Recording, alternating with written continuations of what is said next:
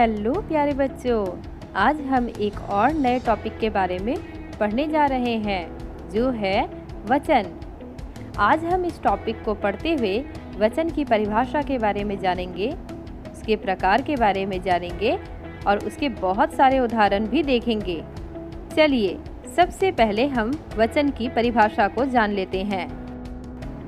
वचन की परिभाषा शब्द के जिस रूप से एक या एक से अधिक का बोध होता है उसे हिंदी व्याकरण में वचन कहते हैं। दूसरे शब्दों में संज्ञा, सर्वनाम, विशेषण और क्रिया के जिस रूप से संख्या का बोध हो उसे वचन कहते हैं।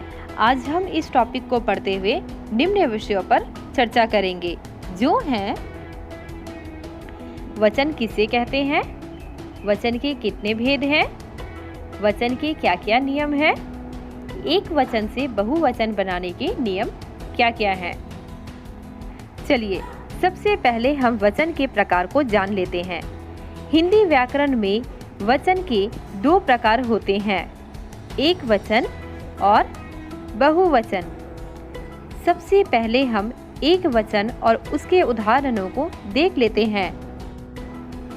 एक वचन जिस शब्द के कारण हमें किसी व्यक्ति, वस्तु, प्राणी, पदार्थ आदि के एक होने का पता चलता है उसे एक वचन कहते हैं। आइए कुछ उदाहरण भी देख लेते हैं, जैसे लड़का, लड़की, गाय, सिपाही, बच्चा, कपड़ा, माता, पिता, माला, पुस्तक, स्त्री, टोपी, बंदर, मोर, बेटी, घोड़ा, नदी, कमरा, घड़ी, घर, पर्वत, गाड़ी, माली, अध्यापक, केला, चिड़िया, संतरा, गमला, तोता, चूहा आदि। आपने इन शब्दों को ध्यान से देखा बच्चों? ये हमें एक के होने के बारे में बता रहे हैं।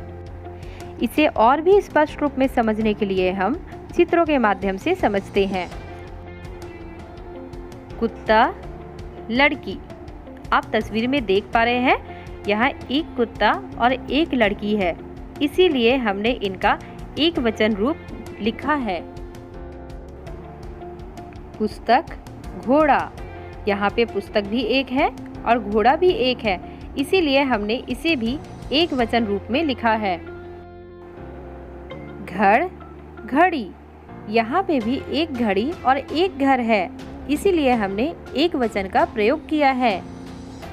बढ़ते हैं हम अपने दूसरे वचन की ओर जो है बहुवचन। जिस विकारी शब्द या संज्ञा के कारण हमें किसी व्यक्ति, वस्तु, प्राणी, पदार्थ आदि के एक से अधिक या अनेक होने का पता चलता है उसे बहुवचन कहते हैं। सरल शब्दों में अगर समझो, इसका अर्थ यह होता है बच्चों, जहाँ पे भी एक से अधिक के बारे में बात हो वहाँ पे बहुवचन का प्रयोग किया जाता है।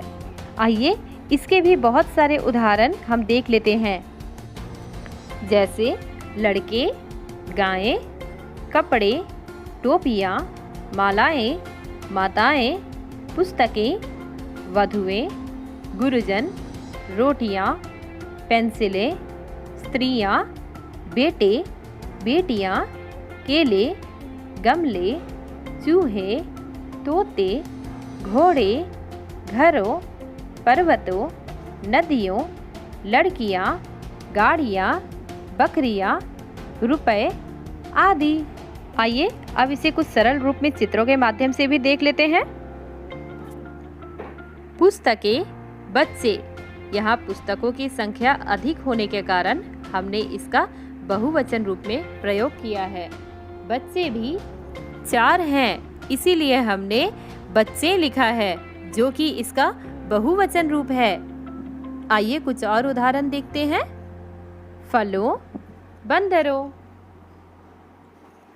बच्चों, क्या आपको पता है एक वचन से बहुवचन बनाने के कुछ नियम होते हैं? चलिए जान लेते हैं उन नियमों को भी। सबसे पहला नियम होता है बच्चों, आदरणीय या सम्माननीय व्यक्तियों के लिए बहुवचन का भी प्रयोग होता है, लेकिन एक वचन व्यक्तिवाचक संज्ञा को बहुवचन में ही प्रयोग कर दिया जाता है।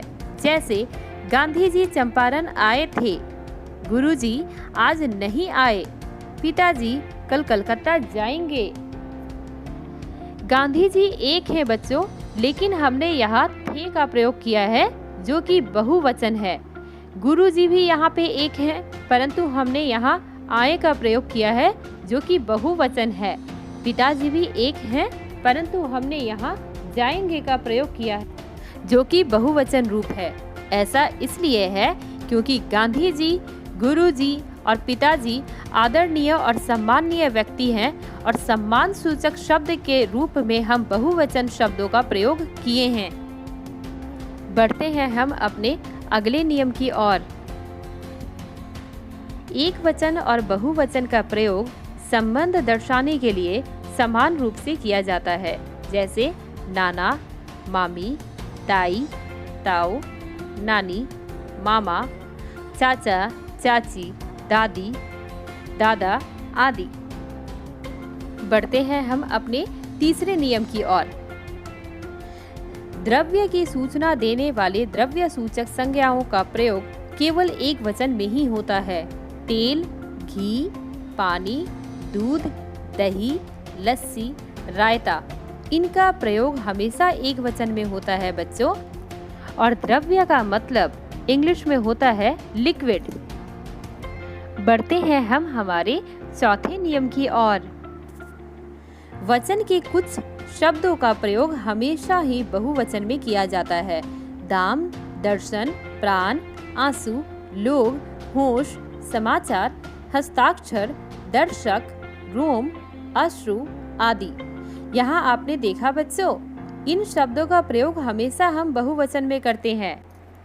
चलिए वाक्यों में इनके प्रयोग के द्वारा इनको और भी सरलता से समझ लेते हैं। आपके हस्ताक्षर बहुत ही अलग हैं, तुम्हारे दाम ज़्यादा हैं, आज के समाचार क्या है। आपने देखा बच्चों, हमने यहाँ पर है का प्रयोग किया है जो कि एक बहुवचन शब्द है। मतलब हस्ताक्षर, दाम और समाचार हमेशा बहुवचन में ही लिखा जाता है बच्चों। आगे एक वचन से बहुवचन बनाने के कुछ और नियम दिए हैं, उदाहरण के सहित इन्हें भी देख लेते हैं। जब आकारांत के पुल्लिंग शब्दों में आ की जगह पर ए लगा दिया जाता है तो ये शब्द इस तरह से बनते हैं: जूता, जूते, तारा, तारे, लड़का, लड़के, घोड़ा, घोड़े, बेटा, बेटे।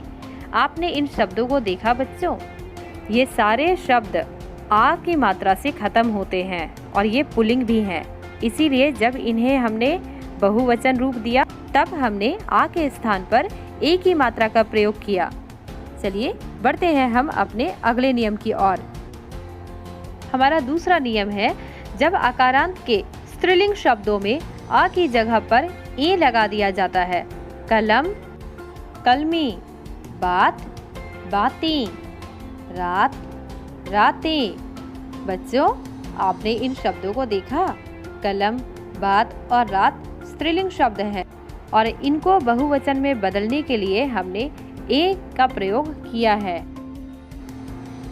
कुछ स्त्रीलिंग शब्द ऐसे भी होते हैं जो आ की मात्रा से खत्म होते हैं, जैसे कविता, कविताएं, लता, लताएं, अध्यापिका, अध्यापिकाएं। यहाँ आपने देखा हमने आ की मात्रा के स्थान पर ए की मात्रा का प्रयोग किया है और इनको बहुवचन रूप में बदला है। बच्चों इन नियमों को अच्छे से समझने के लिए आपको लिंक की जानकारी होना आवश्यक है। मैं डिस्क्रिप्शन बॉक्स में आपको लिंक का लिंक दे दूंगी, आप वहां से लिंक के बारे में ज़रूर जान लीजिएगा। प्यारे बच्चों, वीडियो आपको कैसी लगी इसके बारे में आप मुझे ज़रूर बताएं। धन्यवाद।